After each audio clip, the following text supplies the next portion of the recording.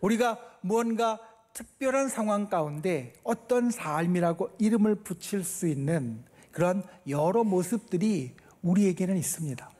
그리고 그 모습들은 우리에게 사실은 다른 형태들, 다른 생각들, 다른 모양들을 갖게 합니다. 가령 부모로서의 삶을 우리가 생각할 때에는 자녀들을 보면서 인내하고 희생하는 것을 우리가 더 생각하게 되어지고, 부부로서의 삶을 우리가 이야기할 때는 서로 사랑하고 서로 배려하고 같이 해주는 그 모습을 더 떠올리게 됩니다.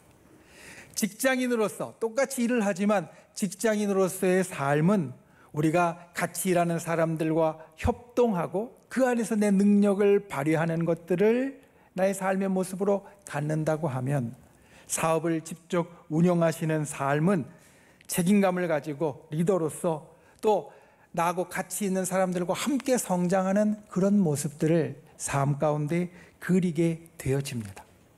우리가 살아가는 여러 이 삶의 모습 가운데 특별히 저와 여러분이 가지고 있는 삶의 모습이 하나 있습니다. 그것은 무엇이냐면 신앙의 삶입니다. 오늘 우리가 예배를 드리고 하나님 앞에 믿음을 가지고 살아가는 자로서, 소망을 가지고 살아가는 자로서 우리는 신앙인의 삶을 가지고 있습니다. 그리고 이 삶은 곧 우리 인생의 길이라고도 말할 수 있습니다.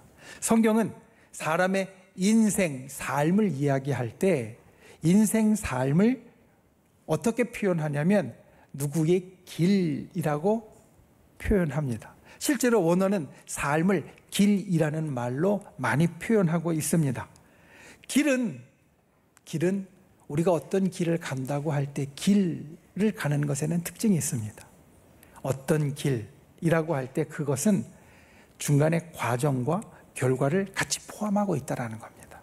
여러분 한번 생각해 보십시오. 서울 가는 길이라고 하면 서울 가는 길이라는 것에는 우리가 서울에 가면서 겪는 모든 과정과 서울이라는 목적지가 같이 포함되어져 있습니다. 교회 올 때도 마찬가지입니다.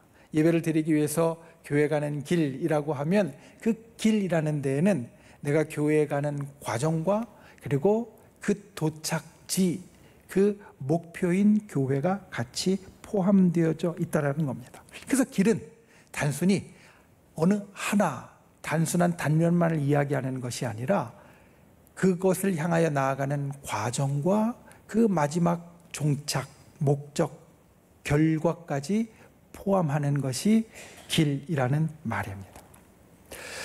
우리 신앙의 길에 있어서 목적지 그리고 결과, 종착역은 천국이고 영생입니다.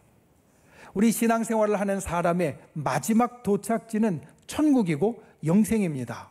저와 여러분이 다 그곳으로 갑니다. 저와 여러분이 천국과 영생을 마지막 결과로서 가지고 있는 사람입니다. 그런데 그 마지막 목적지로 가는 과정은 조금씩 다 다릅니다. 우리가 천국과 영생이라는 목적지에 다 같이 똑같이 도착을 하는 사람이지만 거기에 가는 과정은 사람마다 조금씩 다 다르다라는 겁니다. 가령 우리가 하나님께 받는 은혜가 참 중요하다라는 말을 하는데, 우리가 신앙생활을 하면서 하나님이 내게 주시는 은혜를 내가 느끼고 담는 것이 참 중요하다는 말을 하는데, 사람마다 보면 은혜를 받는 포인트가, 은혜를 받는 접촉점이 조금씩 다 다릅니다. 어떤 사람은 말씀을 들으면서 말씀 가운데 은혜를 받고 깨달아지는가 하면, 어떤 사람은 찬양을 하고 찬양을 들으면서 더 큰 은혜를 받는 사람도 있고, 또 어떤 사람은 기도하면서 말씀과 찬양에서 느끼지 못했던 더 깊은 은혜를 받는 분들도 있습니다. 또 어떤 분들은 교회 와서가 아니라 말씀을 듣거나 찬양하거나 기도하면서가 아니라 그냥 길 가면서 갑자기 주어주시는 은혜를 깊이 느끼는 분들도 있습니다. 우리가 살면서 그 중요한 하나님의 은혜를 받는 것은 사람마다 상황마다 조금씩 다릅니다. 우리가 가는 목적지는 천국의 영생으로 똑같다 할지라도 거기로 가는 길이 조금씩 차이가 있다는 겁니다. 그러면 의문을 갖게 됩니다. 사람마다 다 그 과정이 틀리니까, 그 길이 다르니까 정답은 없는 것인가?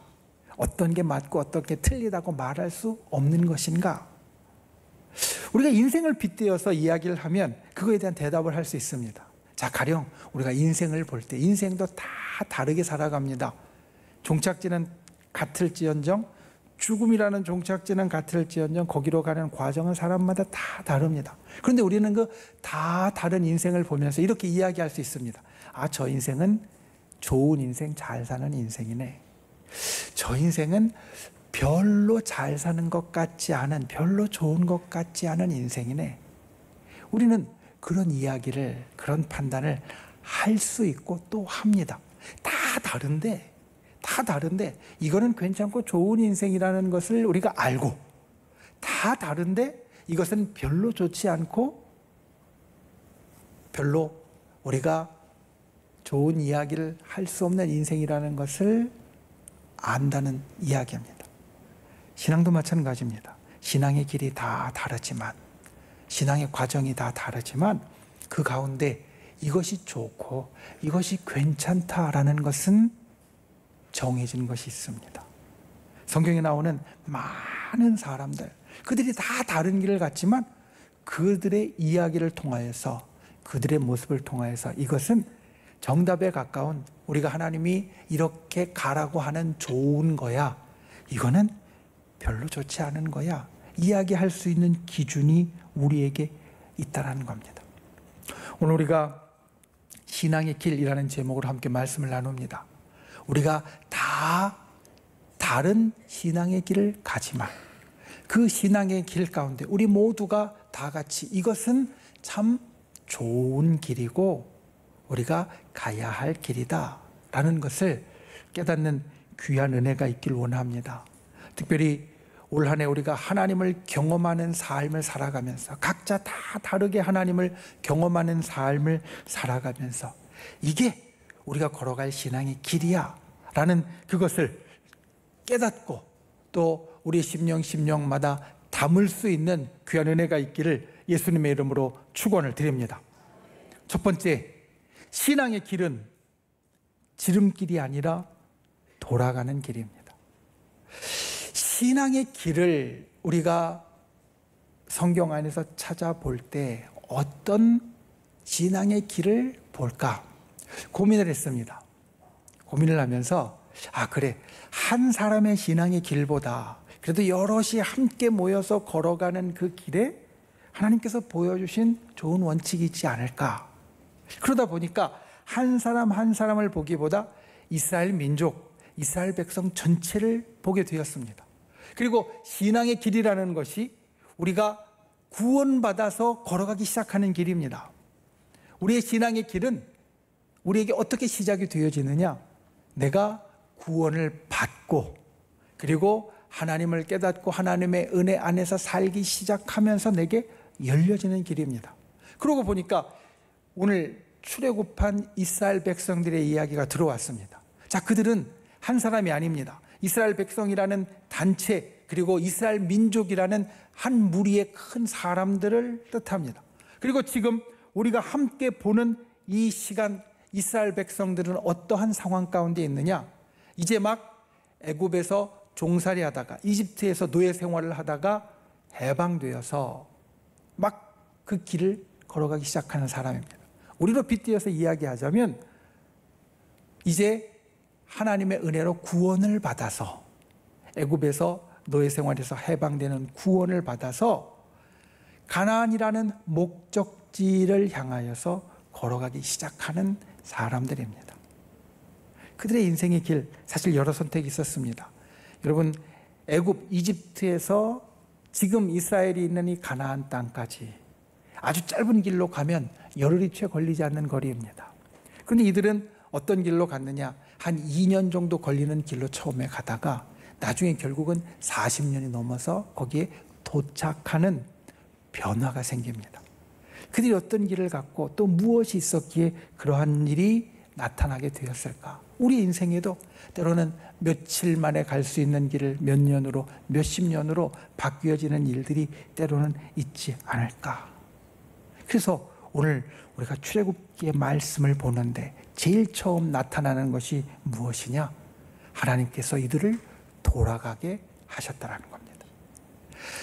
말씀드린 대로 이집트에서 가나안 땅으로 가는 가장 짧은 길은 지중해 연안을 따라 쭉 해안가로 올라가는 길입니다.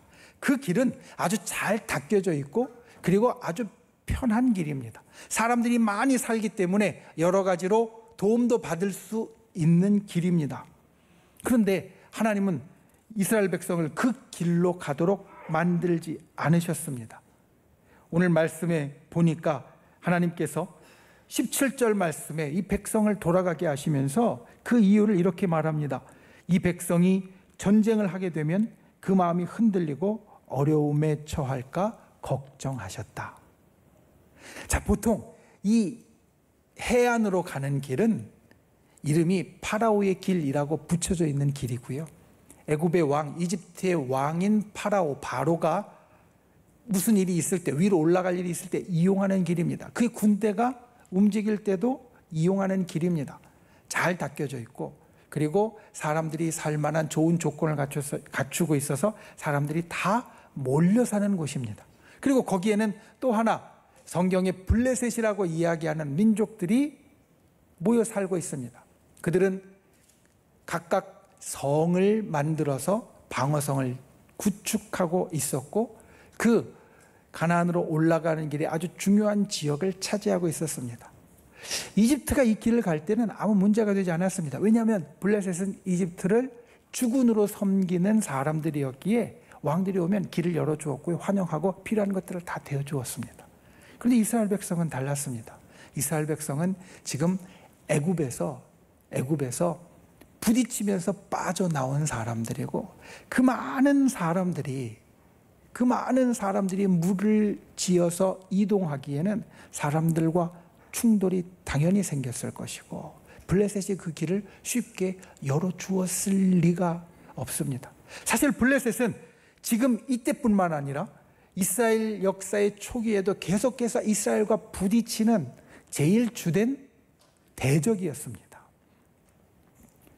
블레셋은 본래 해안가에 자리를 잡고 있었는데 그 세력이 점점 확장되면서 내륙으로 들어올 수밖에 없었고 내륙에 자리를 잡았던 이스라엘은 그 세력을 확장하면서 해안가로 계속 갈 수밖에 없었으니 이 둘은 이스라엘 역사 초기에도 계속해서 부딪히는 사람들이 되었다는 겁니다. 그런데 블레셋이 만만치 않았습니다. 블레셋은 아주 발달된 문물을 갖고 있었습니다.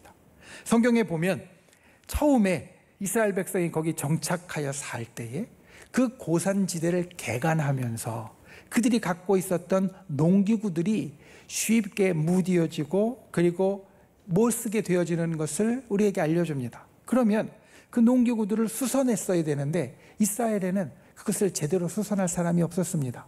그래서 어떻게 했다고 말하느냐? 그 농기구들을 가지고 블레셋의 대장간을 찾아가서 그것들을 고쳤다라고 말합니다.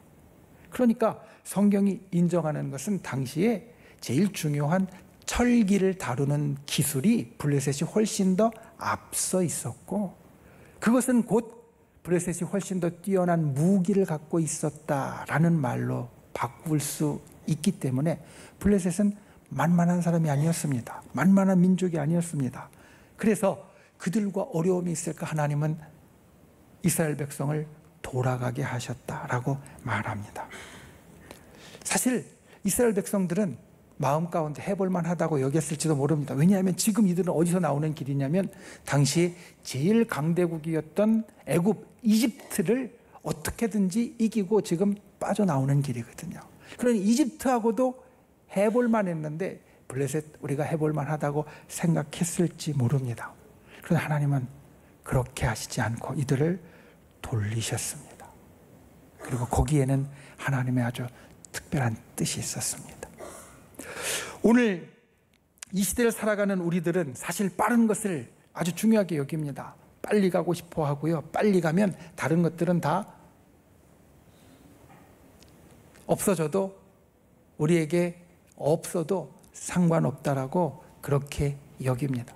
얼마 전에 한 기사를 보면서 놀란 적이 있습니다. 사기꾼에 대한 기사였습니다. 한 사람이 사기를 치고 횡령을 해서 큰 돈을 따로 챙겼고 그걸 숨겨 놓았습니다. 결국 이 사람이 당연히 감옥에 가게 되었고 물어내게 되었는데 그런데 그 밑에 있는 사람들의 반응, 댓글이라고 이야기하는 것이 한편으로 좀 놀라웠습니다. 거기에는 이런 이야기가 많았습니다. 그 정도 돈을 내가 그렇게 하고 뒤로 숨겨놓을 수 있으면 그 정도 감옥에 갔다 오는 건 나 같아도 하겠다. 내가 그 정도 감옥에 갔다 오고 그 돈을 따로 숨겨놓았다가 쓸 수 있으면 나도 하겠다. 잘했네. 이런 이야기들이었습니다. 그것을 보면서 당황스러웠던 것이 있습니다. 아, 사람들이 내가 모을 수 없는 것들을 빨리 모으는 것에만 집중하고 거기에 중요하다고 생각을 하는구나.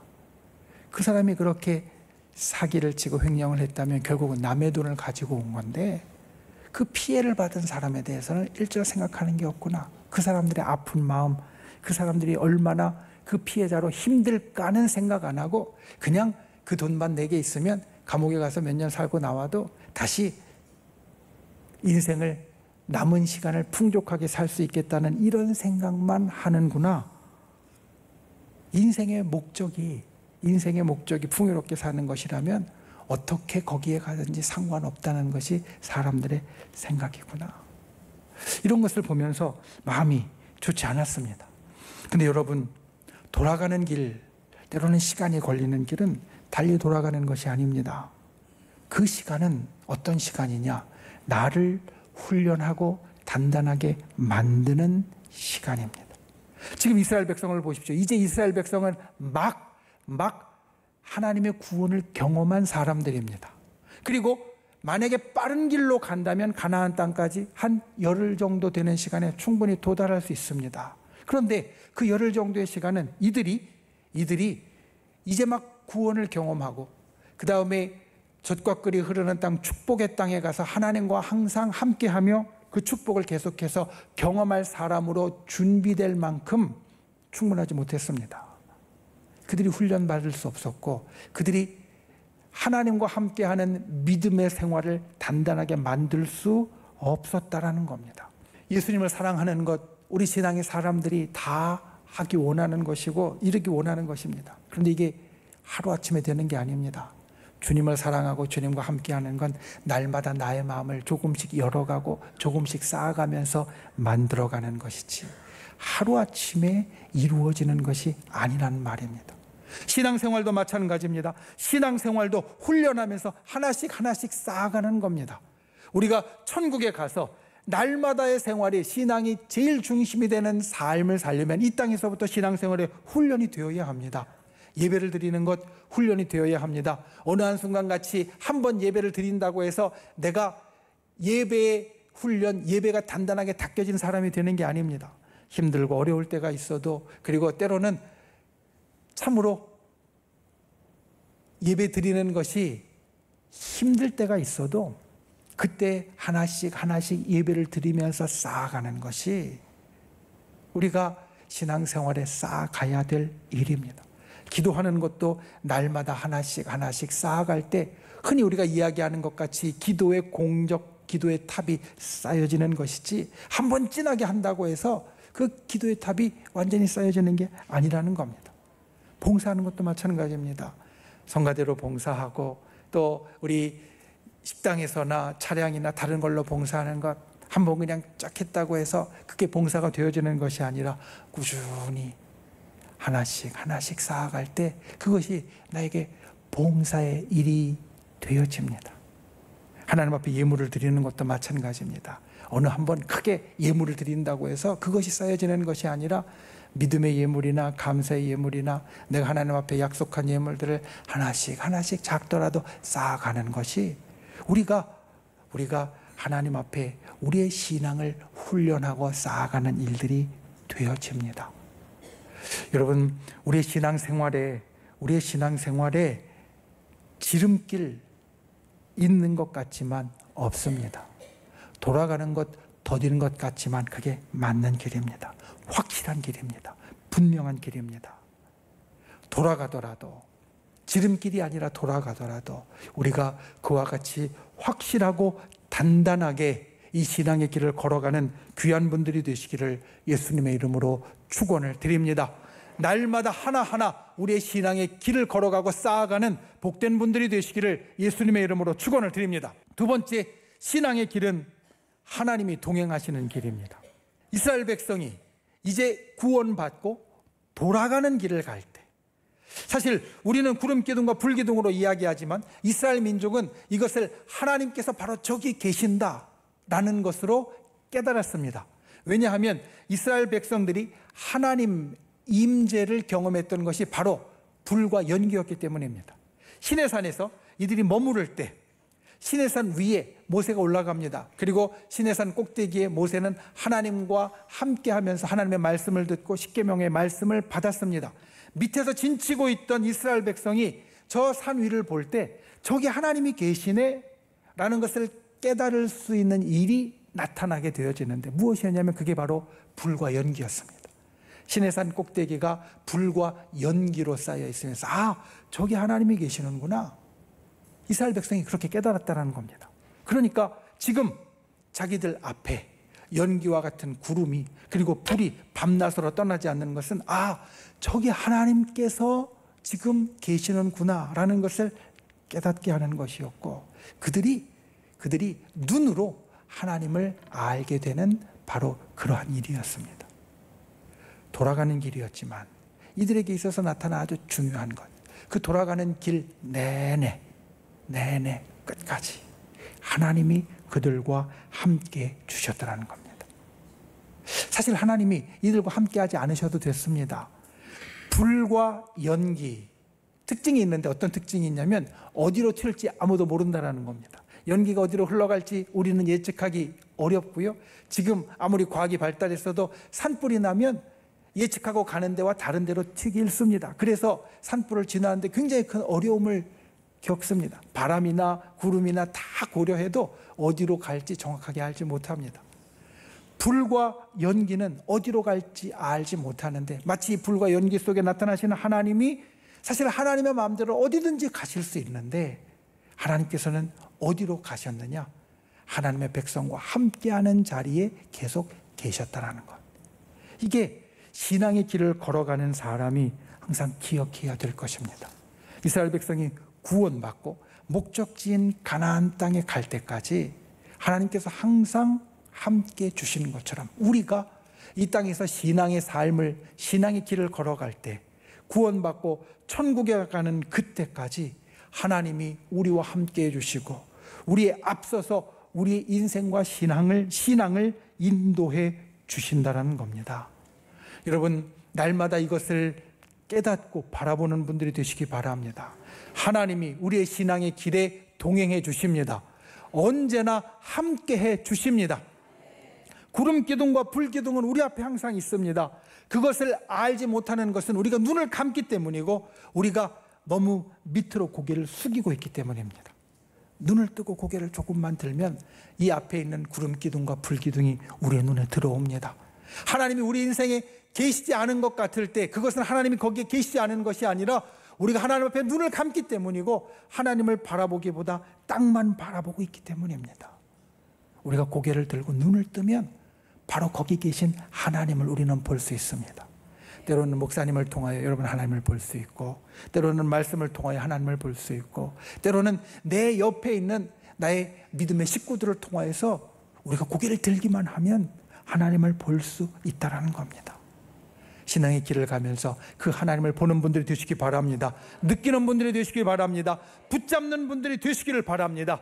우리의 인생길에 하나님은 항상 우리와 동행하십니다. 신앙의 길은 하나님이 동행해 주시는 길입니다. 그 길을 걸어가는 저와 여러분이 되시기를 예수님의 이름으로 축원을 드립니다.